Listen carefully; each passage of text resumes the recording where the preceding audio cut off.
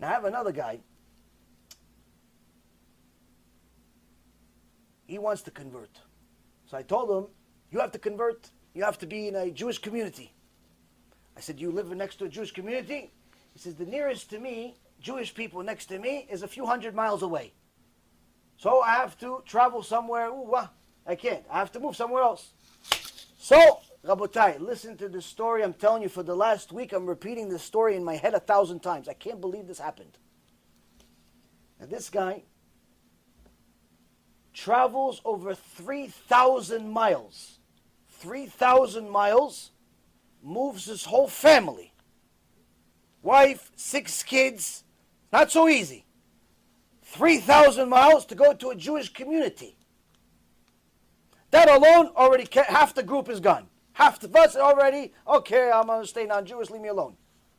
Already half the people are not good. 3,000 miles, I'm like, what are you, crazy? Say, send an email. I can do that. I can send an email. Text message for sure. Watch a YouTube video, definitely. 3,000 miles, what are you, out of your mind? 3,000 miles with 6 kids and a wife. Traveling 3,000 to move to a Jewish community. Now, if that's not enough, gets to the first house, say, no, it's not available. You just travel 3,000 miles, you prepared ahead, they get to the house, no, it's not available anymore. Where are you going to live? Okay, get to the next house. A few days later, okay, yeah, you have to move. Why? Oh, we're selling the house. Yeah, but I'm renting. We did a deal. Sorry, sir, you have to leave. You're moving out again. Third house. Going to the house, everything's broken. Sir, the government says that we have to shut down this location.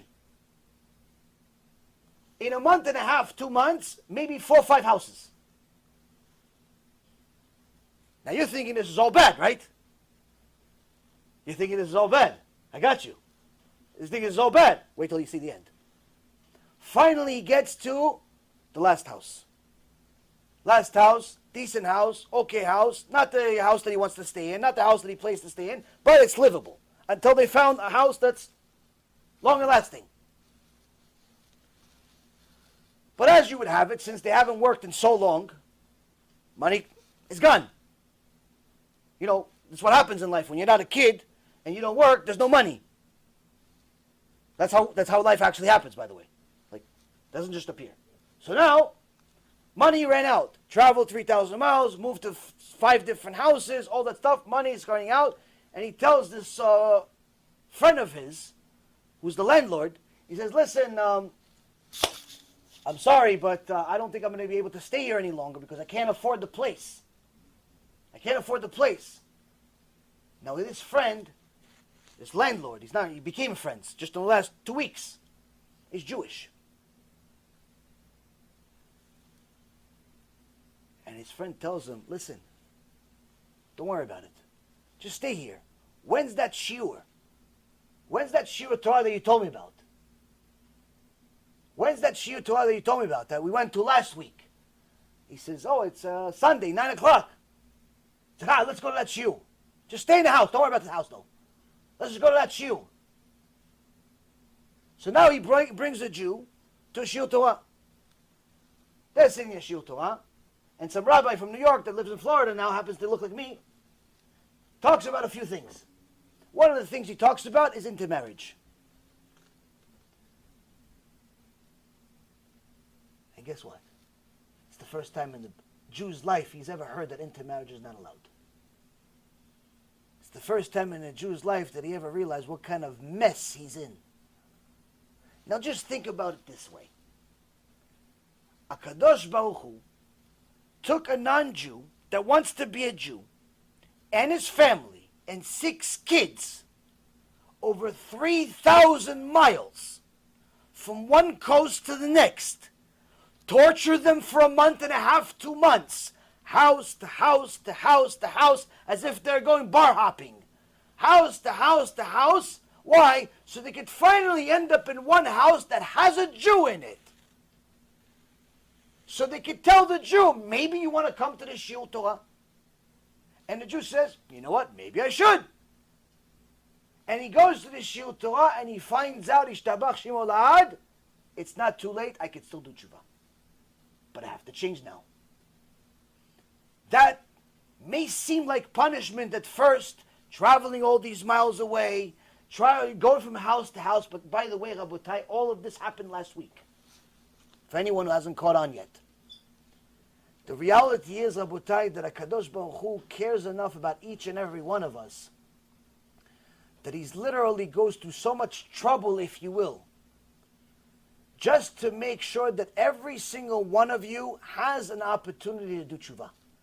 Every single one of you has an opportunity to get the truth at least once in your life. So you don't go up to Shamayim, you don't go up to heaven and say, I never heard that before. I never knew this. No one goes up to heaven saying, I never knew this. No one goes up to heaven saying, I never heard this. You know what you say in heaven? When you get up to the Beit Din of Shamayim? Yeah, I heard this, but I didn't do it. I chose otherwise. And you know what they say to you over there? We know. But there's no more tshuva up there anymore. And that's what a Jew needs to think about. That's what even a non-Jew needs to think about. What happens after? So HaKadosh Baruch Hu will decide the result of all of our actions already from the start. How are you going to get to that point? How are you going to receive that truth? How are you going to receive that reward or punishment? HaKadosh Baruch Hu will decide based on different moves that you make in your life. Perhaps this Jew gave tzedakah to somebody and earned himself a merit that he'll hear the truth one more time. So Hashem says, okay, I need to get the truth to this guy in Florida. Now, he's surrounded by a bunch of liars that have a beard. He's surrounded by a bunch of thieves that steal neshamot. How am I going to get this guy the truth? Okay, you know what? I'm going to take this other Jew from New York. I'm going to bring him to Florida for him. Then I'm going to take this other non-Jew from Oregon. I'm going to also bring him and his family over here to Florida. And then I'm going to connect them. And then somehow they're both going to talk to this guy at the same time. And he's going to find out, this is the truth. Now, is this mercy or is this punishment? If you didn't know, you would think it's punishment. Punishment for the person that drove 3,000 miles. Punishment for the person that moved from New York to here. Punishment for the person that was living a fake life finding the truth. Punishment for everybody, because it all seems upside down. It all seems like a big problem, a big headache.